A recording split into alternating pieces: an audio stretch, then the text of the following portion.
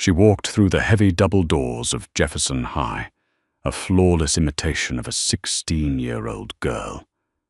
Underneath the freckles and the oversized band t-shirt, a nameless terror from the deep cosmos pulled the strings. It came to hunt. It didn't realize it had just walked into a cage of apex predators. Gravity on this dirt ball of a planet was a persistent, crushing insult. The mimic, a nameless, formless apex hunter from the shadowed ravines of a low-mass moon, forced its new left leg forward, then the right. It adjusted the pelvic tilt of its stolen skeletal structure, trying to find a rhythm that didn't scream of alien puppetry. The rubber soles of its cheap canvas sneakers squeaked against the polished linoleum floor. It had taken the girl Riley near the perimeter fence of the colony's atmospheric generator. She had been crying, easy prey. It had consumed her, decoded her DNA in minutes, and spun a perfect replica of her flesh, bone, and keratin. It walked out of the woods, wearing her face, her clothes, and her lingering memories. The plan was simple: infiltrate the breeding grounds, assess the young, and prepare the colony for a quiet, systematic culling. But stepping into the main hallway of Jefferson High, the mimic experienced its first true flaw in calculation. The noise was a physical weight. Hundreds of human adolescents swarmed the corridor. Lockers slammed with the concussive force of kinetic munitions. Shrieks of laughter cut through the dense, recycled air like serrated blades. The ambient temperature of the hallway was sweltering, heated by the sheer metabolic output of hundreds of mammalian engines burning through carbohydrates. The mimic paused by a row of dented blue lockers. It leaned against the cold metal, overwhelmed by the sensory input of its new biological hardware. Riley's body was loud. Too loud. The mimic was accustomed to cold silence, to operating in the absolute stillness of a predator waiting in the dark. But a human body was a terrifying, ceaseless factory of noise and chemical volatility. The heart hammered against the inside of the ribs like a trapped animal. The lungs constantly demanded a staggering volume of hyper-oxygenated air, burning through energy at a rate that terrified the mimic. Worse were the senses. The olfactory receptors in Riley's nose were bombarded by a nauseating cocktail of smells: cheap aerosol deodorants, floor wax, the ozone crackle of malfunctioning fluorescent lights overhead, and beneath it all, the sharp, undeniable scent of hormones, aggression, fear, lust. The mimic could smell the raw, barely contained animal nature of the creatures parading around in denim and cotton. "Riley, you look like absolute trash." The mimic snapped its head around. The cervical vertebrae popped audibly. A girl stood there. Jessica. Riley's memory banks supplied the name instantly, along with a rush of complex social data. Friend, rival, confidant, threat. The mimic's newly forged brain struggled to categorize the relationship. "I am functioning adequately," the mimic said. Jessica blinked, her brow furrowed. The human capacity for micro-expression analysis was staggering. In a fraction of a second, Jessica's optical nerves had taken in the mimic's dilated pupils, the slight rigidity of its jaw, and the unnatural cadence of its voice. "Okay, weirdo," Jessica muttered, pulling a textbook from her bag. "Did you finish the history essay? Because Harrison is going to chew us out if we don't have it." "I have it," the mimic replied, forcing Riley's vocal cords to soften, injecting a simulated tone of teenage apathy. It adjusted its posture, slumping its shoulders. Jessica seemed to accept the disguise, turning her back to rummage through her locker. The mimic stared at the exposed nape of Jessica's neck. A pulse beat steadily beneath the thin skin. Back on its home world, the mimic would have struck, paralyzing the prey with a neurotoxin before beginning the slow digestion process. It commanded Riley's right arm to raise. It intended to extend a modified bone spur from the wrist to incapacitate Jessica. Nothing happened. The mimic sent the neural command again. Strike. The arm remained glued to its side. A sudden, violent chemical wash flooded the mimic's stolen brain. Cortisol, adrenaline, a crushing wave of manufactured guilt and social conditioning paralyzed the motor neurons. Riley's brain, the very organ the mimic had replicated to survive, was fighting back.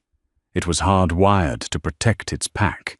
The human psychological safeguards were so deeply entrenched in the grey matter that the alien parasite couldn't override them without triggering a total nervous system collapse. The mimic gasped, stumbling back a step. The sheer force of the human emotional spectrum hit it like a physical blow. It wasn't just wearing Riley's skin. It was strapped into the cockpit of a biological war machine, and the machine had a mind of its own. The bell rang, a harsh electronic scream that made the mimic wince. "Come on," Jessica said, slamming her locker. "Let's go get yelled at." The mimic followed her, its simulated pulse racing. It was beginning to realize a horrifying truth.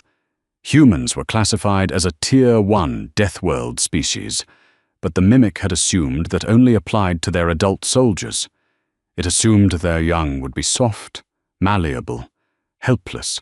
Instead, it found itself walking among juvenile apex predators who were simply waiting for the excuse to take the leash off. It looked at the faces passing by. Dull eyes, slouched shoulders. But beneath the skin, every single one of them was equipped with a skeletal structure denser than carbon fiber, muscles capable of lifting 3 times their own body weight in a panic, and a brain soaked in aggressive neurochemistry. The mimic sat down in the 3rd row of Mr. Harrison's history class. The wooden chair was brutally uncomfortable. It placed its hands flat on the desk, feeling the microscopic grooves in the cheap laminate. Harrison, a large, balding male with tired eyes, began to speak about ancient terrestrial conflicts, wars of attrition, millions dead over lines drawn in the dirt. The students barely paid attention. They doodled. They stared at glowing screens. They treated the staggering, bloody history of their own species with utter, bored indifference. The mimic felt a cold dread settle in the pit of Riley's stomach. A species that was bored by its own capacity for mass slaughter was not a species you wanted to hunt. For the first time in its long, predatory existence, the mimic felt the icy prickle of fear. It realized it was locked in a room with 30 sleeping monsters, and it prayed to whatever dark gods governed the cosmos that they wouldn't wake up and smell the imposter. By 4th period, the mimic was exhausted. Running a human body was a logistical nightmare. The energy requirements were absurd. Riley's stomach had begun to contract violently, sending loud, embarrassing grumbles through the quiet of the math classroom. The mimic interpreted this initially as a parasite infection, before Riley's memories helpfully supplied the concept of hunger. The human engine was running out of fuel. It demanded organic matter to dissolve in its highly acidic internal vat. When the bell dismissed them for lunch, the mimic followed the herd toward the cafeteria. The space was a cavernous hall of echoing voices, scraping chairs, and the heavy, humid smell of processed food.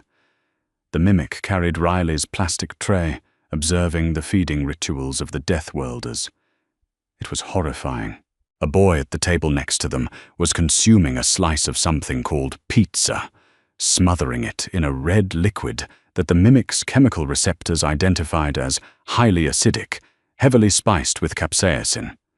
Capsaicin was a botanical defense mechanism, a literal poison designed by earth plants to inflict agonizing pain on anything that tried to eat them. The human boy was eating it for flavor. Another group of girls were drinking heavily caffeinated, sugar-loaded liquids that would have caused rapid heart failure in a dozen lesser species across the sector. Humans poured toxic stimulants down their throats just to stay awake through the afternoon. The mimic sat next to Jessica, mechanically chewing a piece of dry bread. Even the bread was dangerous, packed with dense carbohydrates that burned like a furnace in the human digestive tract. "Are you sick?" Jessica asked, squinting through her heavily mascaraed eyelashes. "You've been acting like a lobotomy patient all morning." "I'm experiencing mild fatigue," the mimic said. Jessica snorted. "Join the club. If Coach Miller makes us run the bleachers today, I'm staging a mutiny." The mimic filed away the name Coach Miller, categorizing him as a potential threat. Then, the ambient noise of the cafeteria shifted. It was a subtle change, a drop in the general volume, followed by a sudden, localized spike in kinetic activity. The mimic's highly tuned auditory receptors caught the sound of a chair scraping violently against the floor, followed by the heavy, wet thud of meat striking meat. The mimic's head snapped toward the center of the room. Two large male juveniles were standing. One of them, wearing a varsity jacket, had just struck the other in the face with a closed fist. The mimic watched in grim fascination. In its experience, when prey animals fought, it was a display of posturing, puffed chests, loud vocalizations, an attempt to intimidate before fleeing. Real violence was reserved strictly for hunting or killing, but humans fought for dominance, and they did it with terrifying speed. The struck boy didn't flee. He didn't cower. His head snapped back from the impact, a line of crimson leaking from his nostril. Blood. The mimic could smell the heavy iron content of it from 30 feet away. The scent should have triggered fear in the boy. Instead, the human's face twisted into a mask of pure, unadulterated rage. The mimic watched, paralyzed, as the injured boy lunged forward. He tackled the larger male with the brutal efficiency of a heat-seeking missile. They crashed into a nearby table, scattering plastic trays and half-eaten food. The surrounding humans did not scatter. They didn't run for cover. They formed a ring. They became a pack. They closed in, their voices rising in a deafening, unified chant of violence. They were cheering for the blood. The mimic felt Riley's breathing hitch. Her heart rate spiked to 160 beats per minute. Her adrenal glands squeezed, dumping a massive payload of combat stimulants directly into her bloodstream. The mimic didn't command this. The body was doing it on its own. Riley's fingers gripped the edge of the plastic cafeteria table so hard the knuckles turned white. The mimic tried to force her hands to relax, terrified of drawing attention, but the autonomic nervous system was ignoring its pilot. The human hardware was prepping for war. It saw violence, and its immediate biological response was to arm the weapons. "Idiots!" Jessica sighed, though she stood up on her tiptoes to get a better look at the carnage. 3 adult humans, teachers, sprinted into the fray. The mimic expected them to use ranged weapons or chemical deterrents to subdue the aggressive males.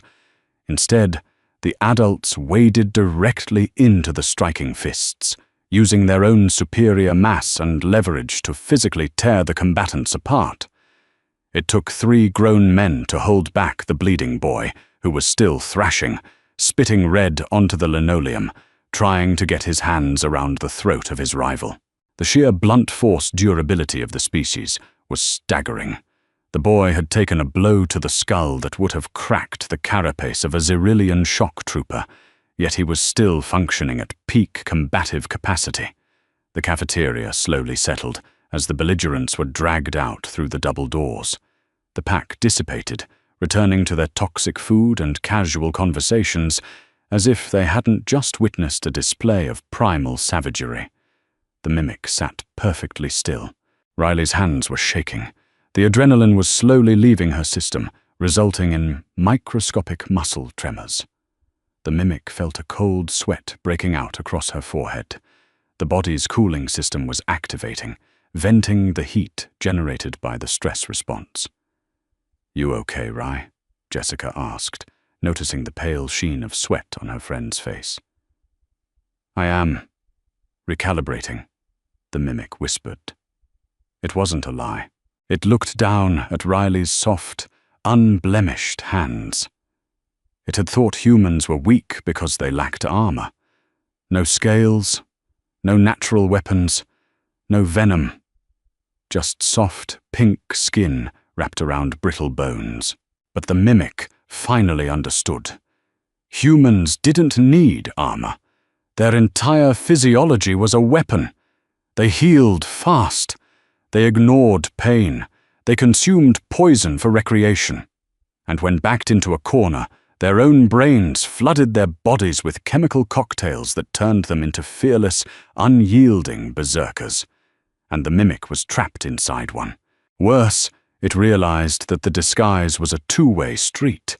The longer it wore Riley's skin, the more it was subject to Riley's biology. The hormones, the instincts, the terrifying, undeniable urge to protect the pack. The alien parasite was used to being a cold, calculating hunter. But the hot, furious blood of a Deathworlder was beginning to corrupt its programming. The mimic wasn't just hiding among them anymore. It was slowly, dreadfully, becoming one of them. And as the bell rang to signal the end of lunch, sending the horde of predators shuffling back to their cages, the mimic realized it was no longer the most dangerous thing in the room. It was just the newest addition to the food chain. And it was terrified of slipping up. The air in the girls' locker room was a miasma of chemical propellants and concentrated anxiety. The mimic stood perfectly still by a row of dented grey lockers. It watched as the juvenile females sprayed themselves with aerosolized perfumes, harsh, synthetic chemicals that burned the mimic's stolen olfactory receptors. They stripped off their cotton armor and pulled on synthetic mesh, preparing for what Riley's memories translated as physical education. To the mimic, it was a designated combat training hour. Coach Miller was waiting for them in the gymnasium. He was an older male, his knees wrapped in tight neoprene sleeves.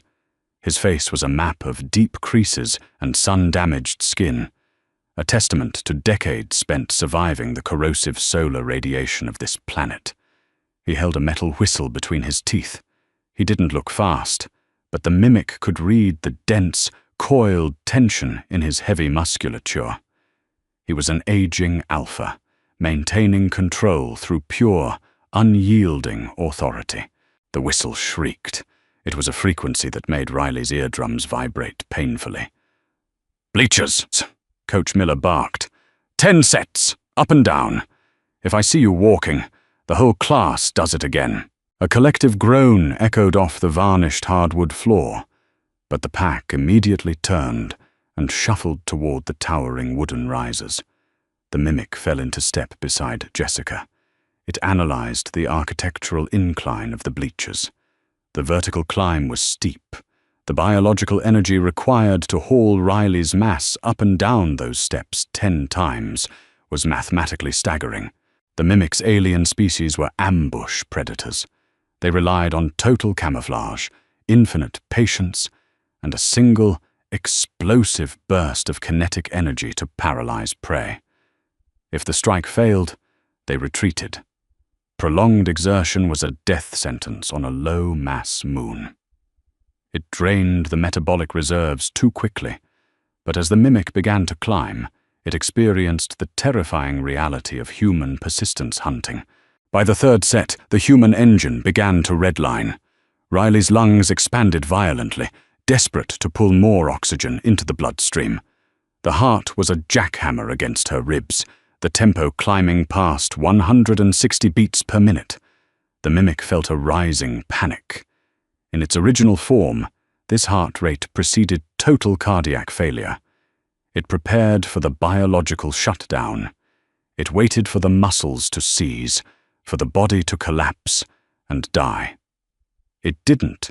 Instead, a bizarre internal mechanism triggered. Millions of microscopic pores across Riley's skin suddenly opened. A clear, saline liquid began to exude from her flesh. The mimic was horrified. The body was leaking. It was bleeding water, but as the liquid hit the dry, recycled air of the gymnasium, it evaporated. A sudden, localized cooling effect washed over Riley's heated skin. The body was radically altering its own surface temperature to prevent its vital organs from cooking inside the chest cavity. It was an impossibly crude, liquid-cooled exhaust system, but it was ruthlessly efficient. "Keep moving, Riley," Coach Miller yelled, his voice cracking like a whip over the squeak of rubber soles. By the 6th set, the pain arrived. Lactic acid flooded the muscle tissue in Riley's thighs. It was a chemical fire, a biological warning system, screaming at the brain to stop moving before structural damage occurred. The mimic agreed. It wanted to stop. The alien parasite inside the skull was terrified of the pain, desperate to curl up and preserve energy. But Riley's brain simply bypassed the warning. A flood of endorphins, natural, internal narcotics, washed through the neural pathways. The pain didn't vanish, but it was suddenly muted, shoved to the background by a manufactured sense of euphoric determination. Riley's jaw clenched. Her breathing fell into a harsh, mechanical rhythm. In, out, step, step, step. The mimic was no longer driving. It was merely a passenger, strapped into a flesh-and-bone machine that refused to quit. It looked to its left. Jessica's face was flushed a deep, violent red. She was gasping for air, her hair plastered to her forehead with sweat, yet her legs kept pumping.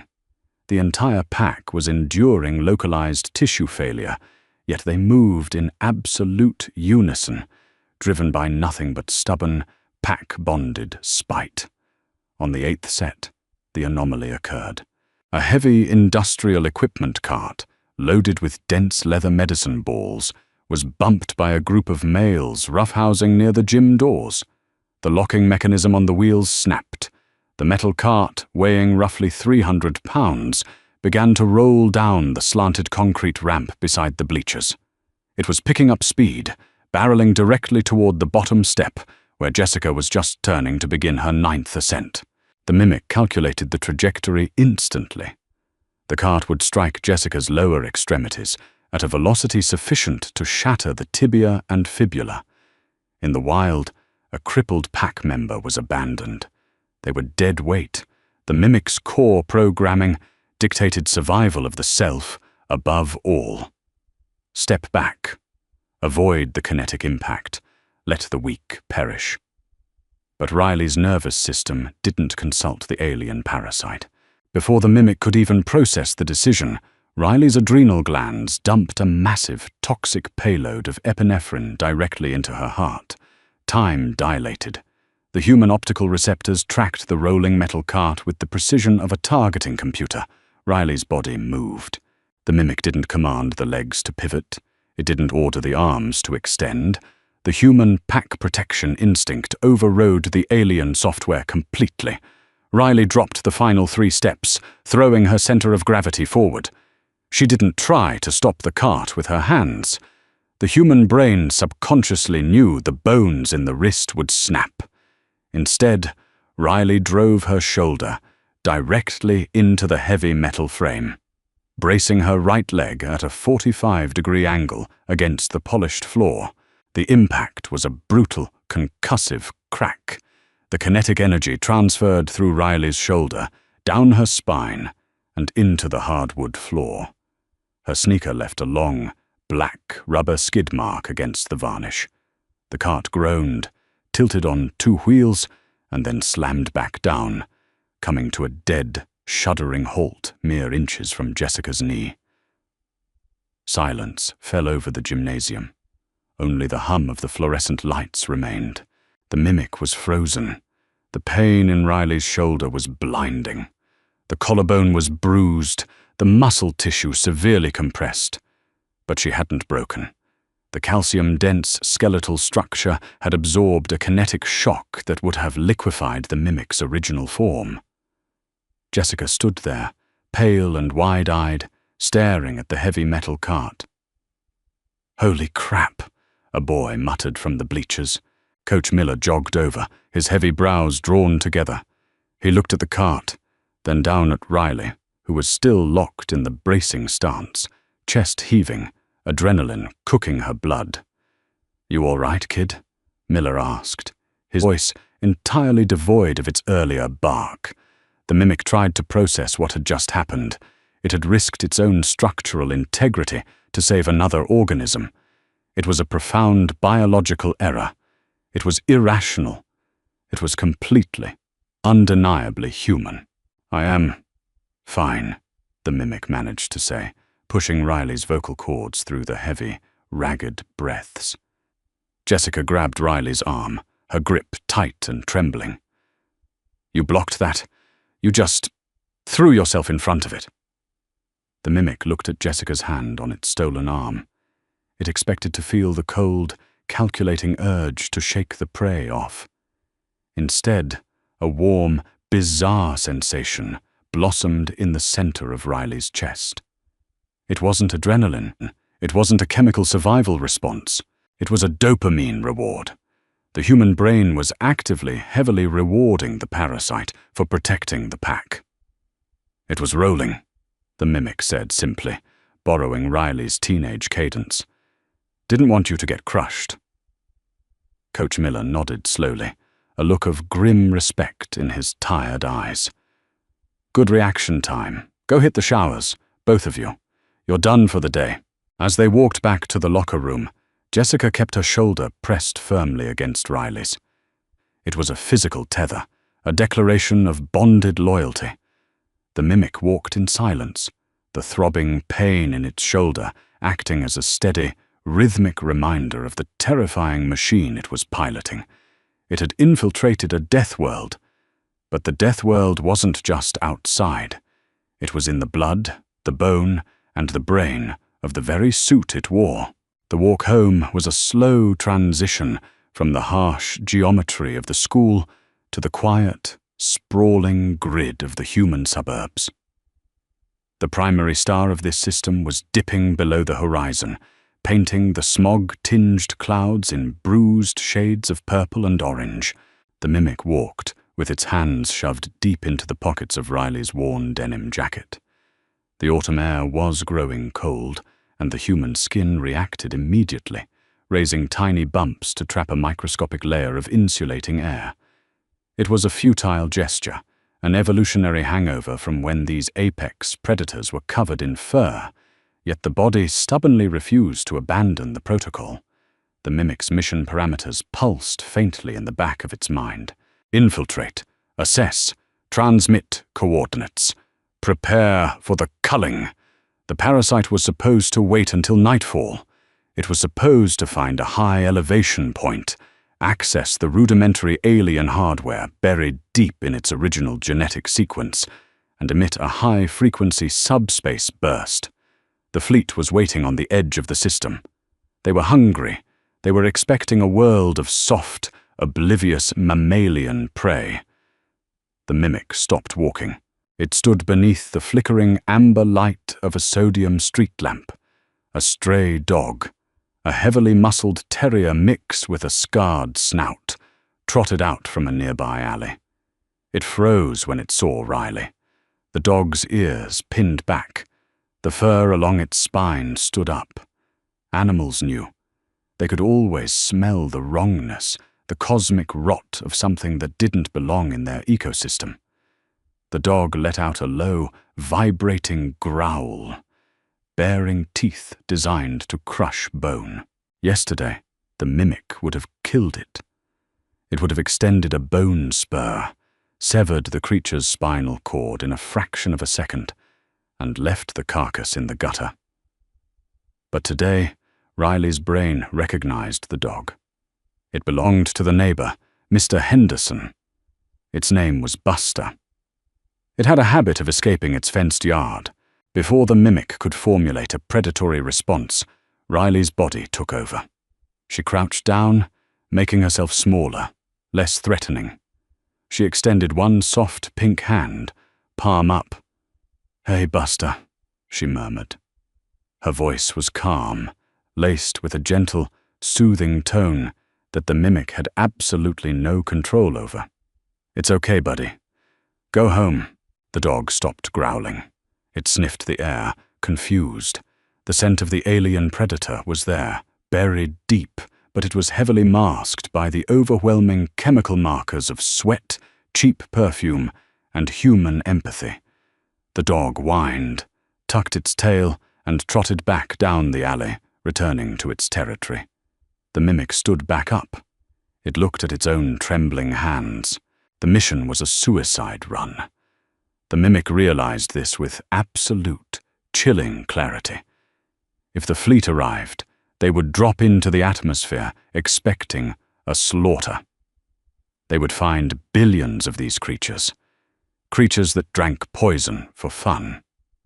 Creatures that ran until their muscles tore, just to prove they could. Creatures that would throw themselves in front of moving metal just to protect a packmate they had argued with an hour prior. The humans wouldn't just fight back. They would adapt. They would weaponize their own pain. They would swarm the invasion force, tearing the delicate, stealth-reliant aliens apart with bare, blunt-force trauma and a psychotic excess of adrenaline. And once they figured out how the alien ships worked, they wouldn't stop at defending their dirt ball. They would take to the stars, and they would burn the mimic's homeworld to ash just to make sure they were never threatened again. The mimic felt a tight, suffocating pressure in Riley's chest. It wasn't cardiac failure. It was the human emotional processor, synthesizing a complex emotion. Dread mixed with absolute awe. The mimic didn't want the fleet to come. Not because it feared for its own life, but because Riley's brain, the hardware the mimic was permanently fused to, found the idea of its pack being threatened utterly unacceptable. The parasite reached deep into its own alien neural architecture. It found the genetic trigger for the subspace beacon. It was a simple sequence, a bioelectric switch waiting to be flipped. The mimic visualized the switch. And then, using the sheer, brute force willpower of a human brain soaked in dopamine and cortisol, it crushed the sequence. It felt a sharp, agonizing spike in the center of its skull as the original alien hardware fried itself, burning out under the heavy electrical load of a human nervous system. The pain blinded the mimic for a few seconds, forcing Riley to lean heavily against the cold metal pole of the street lamp. When the pain subsided, the mimic opened its eyes. The connection to the void was gone. The cold, calculating hunter from the dark ravines of a low-mass moon was dead. There was no fleet. There was no invasion. There was only this gravity-crushed planet, the loud, violent, beautiful pack, and the impending dread of tomorrow's history essay. Riley pushed herself off the light pole. She adjusted the strap of her canvas backpack. Her shoulder still throbbed from the impact with the cart, but she barely noticed it now. She smiled, feeling the skin of her cheeks stretch, feeling the genuine, warm flush of human relief wash over her. She turned her back to the stars, perfectly content to never look up at them again. She was a Deathworlder now, and she had to get home for dinner. Humans aren't just tough. Their biology is a trap that even the galaxy's deadliest predators can't escape. This alien thought it was wearing a disguise, but it ended up being completely domesticated by the sheer force of human empathy and adrenaline. If you loved this deep dive into exactly why Earth is a Tier 1 Deathworld, smash that like button, share this video with your pack, and subscribe for more HFY sci-fi stories. What alien species would you want to see stranded in a high school next? Let me know in the comments.